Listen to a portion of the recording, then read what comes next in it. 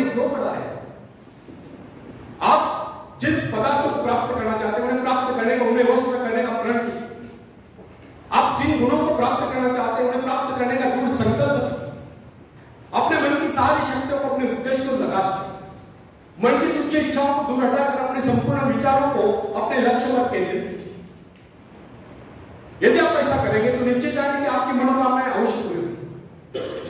आखिर आप ऐसा क्यों सोचते कि आप भाग्यहीन रहोगे? इस प्रकार की मिथ्या धारणा का आधार यह होगा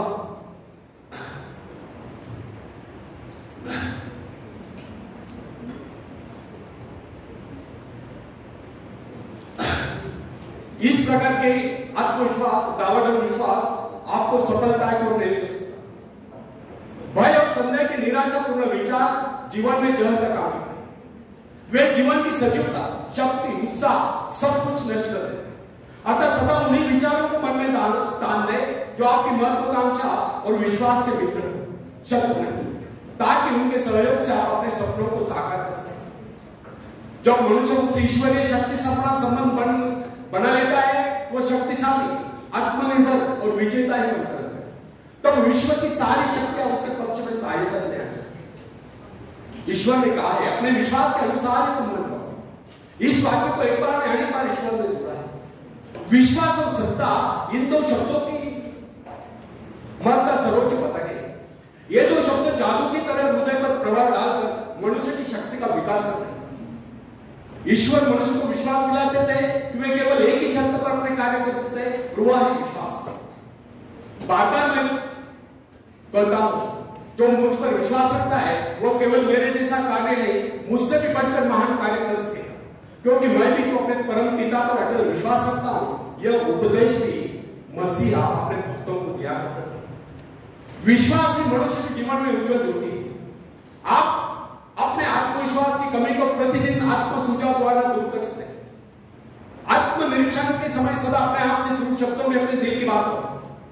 मानो तुम अपने किसी अंतरंग साथी के सामने खड़े उससे अपने दिल की बात करें।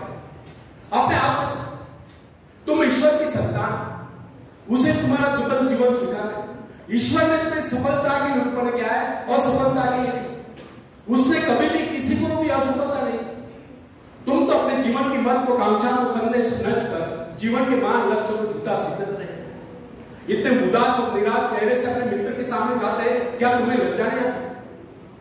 फ्रेंड्स, मनुष्य तो एक प्राणी है, पर संसार के सब प्राणियों से उसका अलग ही अस्तित्व और शेष सभी प्राणियों से वो आगे बढ़ गया है। इसका कारण उसकी मानसिक विशेषता है। अपनी मानसिक क्षमताओं के कारण ही मनुष्य प्राणी मात्र में सर्वश्रेष्ठ है। दूसरे प्राणी सोचने समझने की क्षमता नहीं रखते, ना वे हंस सकते ना भविष्य की सोच सकते। मनुष्य के पास आत्मनियंत्रण नामक बड़ी क्षमता है। इसी का वो आगे बढ़ता है। यह आत्मनियंत्रण का एक चमत्कार है कि मनुष्य ने सारी प्रकृति को अपनी में मुट्ठी में ले रखा है और बराबर सर्वशक्तिमान बनता जा रहा है। आखिर इसका रहस्य क्या है? मनुष्य बहुत कुछ कर सकता है। प्रत्येक मनुष्य में बहुत कुछ करने की क्षमता होती है। इसी कारण वो बराबर उन्नति करता जा रहा। उसकी उन्नति का सबसे बड़ा रहस्य उसकी आत्मनियंत्रण नामक शक्ति है। अपने इसी शक्ति के बल पर वो बराबर चमत्कारी कार्य करता जा रहा है। बहुत से मनुष्य अपने जीवन में आश्चर्यजनक उन्नति कर जाते हैं। आखिर इसका कारण क्या है? क्या यह सब भाग्य की बात है? ऐसी उन्नति करने वालों से पूछे तो वे उसे भाग्य की बात ही कहेंगे। उस सीमा तक बढ़ने के लिए उनको कितना परिश्रम करना पड़ा, इस बात को वही जानते हैं। कैसी उन्नति की इसका आभास उन्हीं को होता है और लोगों को तो पता भी नहीं चलता कि वे क्या क्या पापड़ नहीं मिलते रहे। फ्रेंड्स, प्रत्येक मनुष्य की उन्नति के पीछे कोई ना कोई रहस्य अवश्य होता है। बिना किसी ठोस आधार के वो प्रगति नहीं कर सकता। यह एक ऐसा सिद्धांत है जिसका कोई इनकार नहीं कर सकता। आखिर उन्नति का वास्तविक रहस्य क्या है? इस संदर्भ में शोध करने वालों को मानव शास्त्र विशेषज्ञों का कहना है कि प्रत्येक व्यक्ति की उन्नति के पीछे सबसे बड़ा रहस्य उसका आत्मनियंत्रण। आत्मनियंत्रण ही मनुष्य की उन्नति की पहली सीढ़ी है। इस बात को सभी विद्वान एक ही स्वर में स्वीकार करते हैं। महाकवि गटे का कथन है, जिसने आत्मनियंत्रण कर लिया उसने सफलता प्राप्त की। वास्तव में यह जीवन एक अनमोल सूत्र है। महाकवि गटे ने एक ही पंक्ति में जीवन का सबसे बड़ा सत्य उजागर कर दिया। जिसने स्वयं को जीत लिया वो मानव सब कुछ पा गया। जिसने स्वयं को जिस हद तक अपने आप पर नियंत्रण कर लिया वो मानव संतुष्ट है। संसार के सब प्राणियों की अपेक्षा केवल मनुष्य मात्र में यह गुण है, वो अपने पर नियंत्रण रख सकता है, अपने आप को जीत सकता है। मनुष्य के अलावा और किसी प्राणी में यह गुण नहीं है, और अपने इसी गुण के कारण मनुष्य अन्य प्राणियों की अपेक्षा इतनी प्रगति कर सका है कि उसने संपूर्ण प्रकृति को लगभग अपने वश में कर लिया है। अन्य प्राणियों में इसका अभाव है। शेर यह नहीं जान पाता कि जो बकरा या भैंसा पिंजरे में बंधा हुआ है, जिसकी वो शिकार करने वाला है, उसके पीछे उसकी स्वयं की मृत्यु भी है। वो मांस भक्षण पर अपना आत्मनियंत्रण नहीं रख पाता, फलतः शिकारी के द्वारा मारा जाता है। अन्य पक्षी भी आत्मनियंत्रण के अभाव में बैल के जाल में फंस जाया करता है। अपने विचारों को रोकना, उन पर नियंत्रण करना, अपने मन को वश में रखना ही आत्मनियंत्रण कहलाता है। मनोवैज्ञानिकों का स्पष्ट कथन है और यह प्रमाणित भी हो चुका है कि मनुष्यों पर परिश्रम का, बीमारियों का तथा आक्रमण आदि का इतना व्यापक प्रभाव नहीं पड़ता जितना कि उसके अपने विचारों का तथा मन की धारा का सबसे अधिक प्रभाव पड़ता है। यह हमारा मन ही है जो हमारे नैतिक या अनैतिक क्रियाकलापों के लिए जिम्मेदार होता है।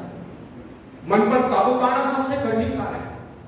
अपने पर संयम कितने व्यक्ति रख पाते हैं? क्या आपका मन आपके काबू में है या उसके काबू में है? क्या आपका मन आप मन के गुलाम है या मन आपका गुलाम है? इसका सही और सच्चा उत्तर पाने की कोशिश करें। क्या अपने पर नियंत्रण रख सकते हैं? इतना संयम आप में है? यह कुछ ऐसे सवाल है जो आपकी उन्नति और पतन से सीधा संबंधित है। फ्रेंड्स, लगातार क्रोध करने वाले व्यक्ति का स्वभाव चिड़चिड़ा हो जाता है। वो बात पर चलना पड़ता है। आखिर क्रोध क्या है? क्रोध में मनुष्य कष्ट कर देता है, जिससे उसकी अपनी नहीं कुछ दूसरी जिंदगियां भी बर्बाद हो जाती है। आखिर हमें क्रोध क्यों आता है? किसी के द्वारा गलती करने पर, किसी प्रकार का कोई नुकसान किसी के द्वारा हो जाने पर आपको क्रोध आता है। आप मारपीट, गाली गलौज कुछ भी करने पर आंधा हो जाता है। क्रोध इतना खराब है कि इसके आवेश में आकर मनुष्य आत्महत्या तक लेता है। सवाल यह है क्या क्रोध से कोई लाभ है?